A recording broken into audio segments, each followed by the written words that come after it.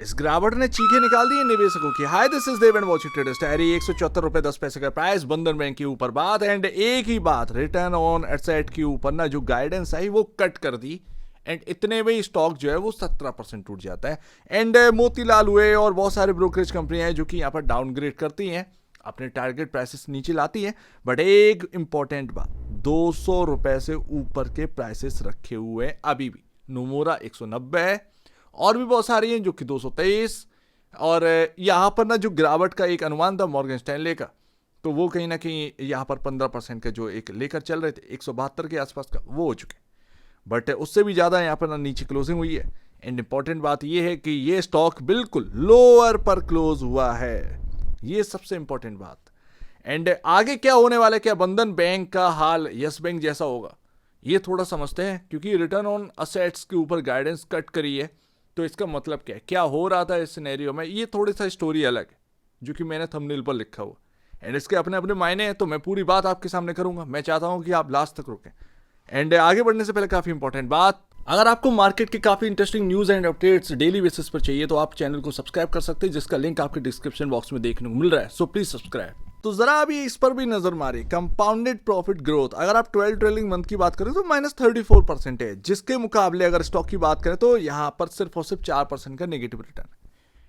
अब अगर 12 trailing month में कंपाउंडेड प्रॉफिट ग्रोथ -34% है और स्टॉक आपका सिर्फ 4% नेगेटिव रिटर्न में है, देन ये थोड़ा सा शंका कॉसेस से यहाँ पर ना कंसर्न बढ़ाता है स्टॉक के लिए कि शायद स्टॉक जो है वो और भी ज़्यादा वीक हो सकता है। बट ये आने वाले टाइम में पता चलेगा, बिकॉज ऑफ चार्ट हमारे पास है और ऐसे टूल्स हैं जो कि हम लगाकर उसको ट्रैक कर सकते हैं, समझ सकते हैं कि क्या गिरावट आ रही है या नहीं आ रही है। बट कंपाउंडेड प्रॉफिट ग्रोथ जो 12 ट्रेलिंग मंथ का है वो -34% है। थोड़ा सा कंसर्न लाता है कि स्टॉक सिर्फ उसके मुकाबले -4% ही यहाँ पर ना नेगेटिव रिटर्न है।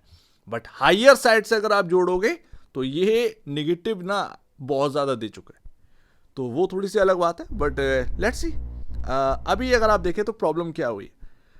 एनपीए घटे, ग्रॉस एनपीए घटे, प्रॉफिट का जो हिसाब है वह क्वार्टर ऑन क्वार्टर बेसिस पर देखिएगा, यहाँ पर आपके सामने नेगेटिव रिटर्न है। क्वार्टर ऑन क्वार्टर बेसिस 574 वाला 502 करोड़ का यहाँ पर ना देखने को मिल रहा है। अब वो भी तब जब यहाँ पर 26% का टैक्स कटता है। तो अभी आप थोड़ा सा ये समझो कि पहले के मुकाबले सबसे पहली बात स्थिति थोड़ी सी ठीक चल रही है। दो क्वार्टर जो है वो स्टेबल रहे हैं प्रॉफिटेबिलिटी के मुकाबले।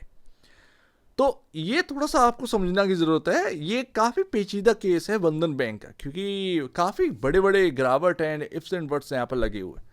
एंड जो आप कह रहे हैं कि यस बैंक जैसा, तो मुझे नहीं लगता कि यस बैंक जैसा कोई स्टोरी बन रहा है।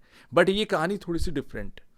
एंड यहाँ पर हम आएंगे कि जो प्रॉब्लम यहाँ पर बताई जा रही है, बिगेस्ट क्या प्रॉब्लम है, रिटर्न ऑन एसेट्स को जो गाइडेंस है उसको कट किया एंड इसी वजह से ये स्टॉक गिरा है।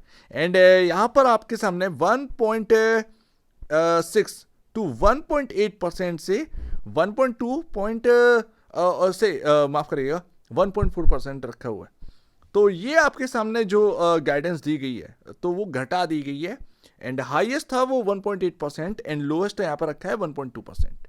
तो इसी वजह से मार्केट को जो है वो स्टॉक में प्रेशर देखना पड़ा। हायर ऑपरेटिंग एक्सपेंसेस जो कि कंपनी के लिए प्रॉब्लम बने हुए हैं या बैंक के प्रॉब्लम बने हुए हैं। एंड डिपॉजिट कंपटीशन जो चल रहा है बैंकों में काफ़ी एग्रेसिव है। एंड ये हर एक बैंक पर भारी है। एंड ये अकेला बैंक नहीं है जिस पर भारी है, लेकिन बाकी बैंक्स भी हैं जिनके ऊपर भारी पड़ रहा है, तो ये भी उसी कंपटीशन में। फोर्थ जो है वो माइक्रो फाइनेंस, क्योंकि आप देखें कि इनका जो पोर्टफोलियो है वो माइक्रो फाइनेंस का काफ़ी बड़ा है। एंड यहाँ पर अब उसको जो है वो मिक्स करते चले जा रहे हैं एंड ये एक अच्छी बात है। एंड माइक्रो फाइनेंस पर अभी भी बंधन बैंक के ऊपर निवेशक ये देख रहे हैं कि माइक्रो फाइनेंस थोड़ा इससे बाहर निकलता हुआ बैंक नजर आए।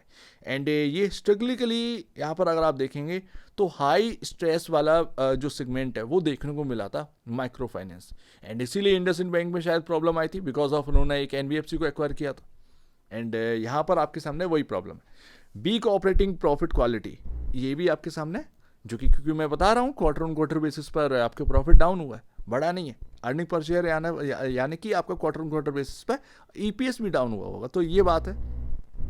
एंड जो पॉजिटिव टू वॉच है वो आपका असेट क्वालिटी, जो कि इम्प्रूव हुई है, एंड जो कि GNPA एंड ग्रॉस NPA माफ करें नेट NPA में वो देखने को मिल रहा है, and secure loan mix is increasing. जैसा कि मैं आपको कह रहा हूँ कि जो लोन बुक है वो काफ़ी बड़ी थी, वो काफ़ी बड़ा सेगमेंट था माइक्रो फाइनेंसिंग का, एंड वो धीरे धीरे मिक्स करते चले जा रहे हैं, उसमें थोड़े सिक्योर लोन भी ला रहे हैं, एंड कैपिटल एडिक्वेसी जो कि रिमेन स्ट्रांग बनी हुई है, एंड दैट्स वाई ये आपके सामने पॉजिटिव पॉइंट है। ये कुछ लेकर चलिएगा, ऐसा नहीं है कि ये स्टॉक आज 16% गिर गया एंड उसकी वजह से। मैं उसका रीज़न भी बताता हूँ कि ये 16% क्यों गिरा है, तो आपको समझ में आया कि ये टेक्निकली केस भी है। अच्छा, ये ROA जो है उसके ऊपर गाइडेंस कट करी है, एंड वो उनका अनुमान है कि 1.2% से 1.4% का रहने का अनुमान है FY27 में, राइट। तो अगर ये ROA अगर 1.6% के आसपास रहता है तब क्या होगा, तो ये स्टॉक आपको ना नीचे नहीं मिलेगा, क्योंकि बिकॉज ऑफ आपने जो अनुमान लगाया, जो कंपनी ने गाइडेंस काटी है या बैंक ने गाइडेंस काट कर आपके सामने रखी है, उससे बेहतर प्रदर्शन करके दिखाया बैंक ने, ये बात यहाँ पर आ जाएगी, एंड ऐसे में स्टॉक का भाव जो है इंप्रूव कर सकते हैं। बट ROA जो गाइडेंस कट करी है उसका प्रॉब्लम क्या है, लोअर अर्निंग ग्रोथ हो गई है उससे। अगर वास्तव में रिटर्न ऑन एसेट्स जो है वो यही निकल के आया 1.2% से 1.4% के बीच में, तो आपका लोअर अर्निंग ग्रोथ भी देखने को मिलेगी, यानी क्वार्टरली प्रॉफिट जो है वो थोड़ा सा धीमा देखने को मिलेगा, प्रेशर ऑन वैल्यूएशन देखने को मिलेगा, हायर ऑपरेटिंग एक्सपेंसेस देखने को मिलेगा, and limited upside unless execution improves. Deposit वगैरह वगैरह अगर लोन ग्रोथ एक्सेलरेट करती है तो डिपॉजिट कॉस्ट जो है वो डिक्लाइन होगी, और नेट इंटरेस्ट मार्जिन जो है वो कहीं ना कहीं इंप्रूव होगा, and the bank could out perform it's lower guidance. So let's see, देखते हैं आगे क्या होता है, बट अभी इफ्स एंड बट्स है, एंड यस बैंक कहना गलत होगा। 27,936 करोड़ का यहाँ पर मार्केट कैप है, एंड आज काफ़ी बड़ा करेक्शन यहाँ पर देखने को मिला, एंड उसके बाद आप देखोगे तो 20.64 का PE रेशियो है, जो कि 16.69 के अगेंस्ट हमें देखने को मिला है। ये हाई देखने को मिल रहा है, क्योंकि काफ़ी टाइम से आप देखें अर्निंग पर शेयर कोई खास ग्रोथ में तो है नहीं है, तो वो टिका हुआ है। लेकिन अगर मार्केट करेक्ट करता हुआ नज़र आया, मार्केट में बैंक्स के अंदर करेक्शन और नज़र आता हुआ देखने को मिला, तो फिर यहाँ पर ना आप समझ जाइए कि ये PE रेशियो अपने इंडस्ट्री PE से भी थोड़ा सा नीचे जाने की कोशिश कर सकते हैं। बट 1.8 टाइम माफ करिए 1.08 टाइम ये प्राइस टू बुक वैल्यू पर आपको ये स्टॉक मिल रहा है, क्या ये ठीक है?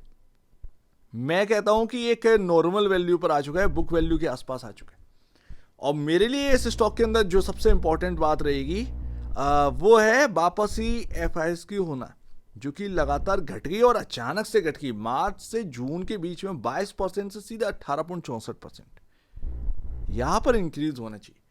तो मैं डब्बा बैंक तो नहीं कहूंगा बंधन बैंक को, अभी भी बहुत सारी उम्मीद है, वो कहने की बात है। छोटी बैंकों में बड़े बड़े यहाँ पर सिनेरियोज होते रहते हैं।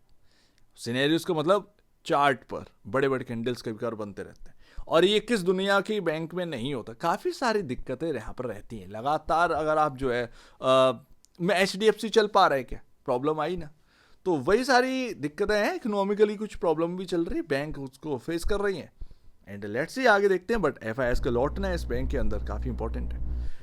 ये रहा वो दिक्कत, वो बात, ये एंड ये 208 रुपए जो है वो 208 रुपए काफ़ी इंपॉर्टेंट लेवल था, एंड स्टॉक जो है वो काफ़ी इंपॉर्टेंट जगह पर था, एंड यहाँ से कुछ भी होना पॉसिबल था, एंड जैसे ही न्यूज़ आती है वो फिर नेगेटिव साइड चला जाता है, एंड दैट्स वाई ये स्टॉक यहाँ पर बट एक इंपॉर्टेंट जगह पर है बॉस, ध्यान रखिएगा। बट इस स्टॉक के अंदर ना आगे चलकर ये एक काफ़ी इंपॉर्टेंट जगह रहेगी जहाँ पर बेस बने, वो है 140 और 150। इसको भूलना नहीं। जब तक ये जगह टिकी हुई है इस चार्ट पर, तब तक आपको घबराना नहीं है बंधन बैंक में। जिस दिन आपके सामने ये 140 150 के भाव टूट जाएंगे एंड इसके नीचे क्लोजिंग बनना स्टार्ट हो जाएगी, उस दिन आप कहिएगा कि अब घबराने वाली बात। तब तक घबराने वाली बात नहीं है। बंधन बैंक का स्टॉक यहां से भी घूम सकते हैं, तो इंपॉर्टेंट जगह पर है। एंड 171 ये आपका 200 डेमा ये है, एंड यहाँ से अगर आपको कोई बेट एट करनी है या फिर आप आज ही खरीद कर ले गए हो तो ये इंपॉर्टेंट जगह है, मान के चलिएगा 170 171 ये बहुत इंपॉर्टेंट रहेगा। बट लेवल टू वॉच वो 140 150 ये रहने वाला है। सो लेट्स सी आप इस स्टॉक को किस तरीके से किस नज़रिए से लेते हैं। बट मेरा ये कहना है कि अगर ये one time price to book value के ब्लो मिलता है तो कहीं ना कहीं यहाँ पर एक बाई बन सकता है, जो कि आप अपने फाइनेंशियल एडवाइजर से ज़रूर पूछकर कंसल्ट करके यहाँ पर ना जो है वो बात करिएगा, लीजिएगा उसको। तो मेरे ख्याल से बंधन बैंक की कहीं ना कहीं गिरावट जो है वो काफ़ी कुछ यहाँ पर ना हो चुकी है। एंड अगर कुछ और करेक्शन आता है, फर्दर करेक्शन आता है, तो वो बैंक की वैल्यूएशन को और थोड़ा सा सस्ता करेगा। लेकिन अगर आने वाले क्वार्टर काफ़ी ज़्यादा वीक देखने को मिले ऑन द प्रॉफिटेबिलिटी बेसिस पर, तो फिर आप ये याद रखिएगा कि भाव भी उसी तरीके से करेक्ट होंगे और भाव तेज़ी से भी करेक्ट हो सकते हैं। तो ये एक रिस्क जो है वो आगे भी बना रहेगा। सो उम्मीद है काफ़ी कुछ आपको समझ में आया होगा। एक बार निवेश से पहले या बेचने से पहले अपने ब्रोकर एडवाइस से जरूर सलाह लीजिएगा। खुद की स्टडी करेगा, उससे बेहतर कुछ भी नहीं है। खुद की स्टडी मस्ट है तो आप दीजिए। बड़ी देखिए, बहुत धन्यवाद दोस्तों।